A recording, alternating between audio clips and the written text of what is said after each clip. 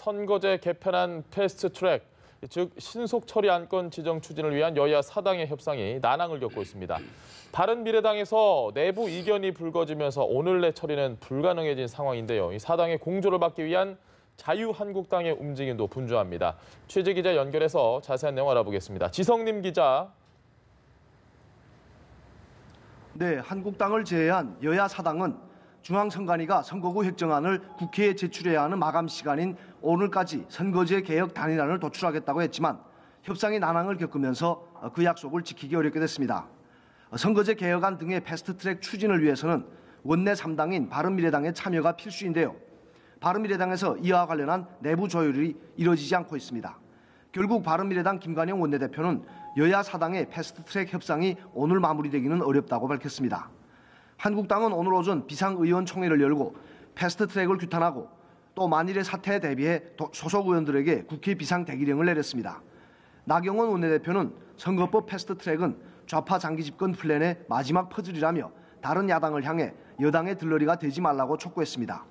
나아가 한국당은 비례대표제를 폐지하는 내용을 담은 공직선거법 개정안을 당론으로 발의했습니다. 앞서 한국당은 의원 정수를 현행보다 10% 적은 270석으로 축소하고 비례대표제를 전면 폐지하는 것을 한국당 자체안으로 마련하고 의원총회 추인을 거쳐 당론으로 확정했습니다. 네, 그리고 자유한국당 나경원 원내대표가 어제 반민특위로 국론이 분열됐다 이렇게 발언을 했는데 여기에 대해서 민주당이 강도 높게 비판하고 있죠. 네, 말씀하신 것처럼 민주당은 나경원 원내대표의 발언에 강하게 반발했습니다. 민주당 윤호중 사무총장은 나 원내대표는 반민특위를 야밤에 습격해 강제로 해산시킨 이승만 전 대통령의 행위가 잘됐다는 것인지 거기에 대한 입장을 밝혀야 한다고 촉구했습니다. 박주민 최고위원도 나 원내대표가 과연 제대로 된 역사인식을 갖고 있는가 하는 의심이 들게 한다며 부디 아무 말 대잔치를 중단해주기 바란다고 직격탄을 날렸습니다. 바른미래당 김정화 대변인은 자유한국 총독부로 당명을 바꾸라고 비판했고 정의당 윤수아 원내대표도 나 원내대표의 발언은 친일파의 후예라는 것을 고백한 것이라고 꼬집었습니다. 이런 비난에 나 원내대표는 오늘 한 라디오 인터뷰에서 반민특위 활동은 당연히 제대로 됐어야 한다. 반민특위 활동이 나쁘다는 말은 아니라고 해명했습니다.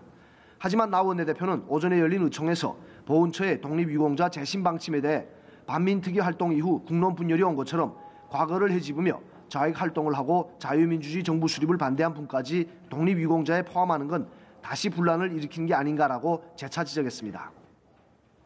네, 지성님 기자. 오늘도 국회에서는 각종 상임위가 진행이 되고 있는데 어떤 내용들이 다뤄졌는지 좀 전해주시죠.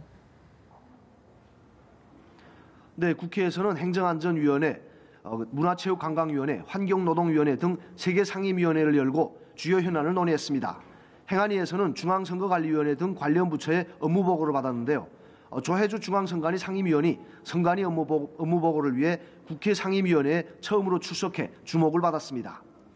조 의원은 지난 대선 기간 문재인 당시 대통령 후보 공명선거 특보로 활동한 일이 있냐는 야당 의원들의 질의에 그런 일이 없다고 대답했습니다.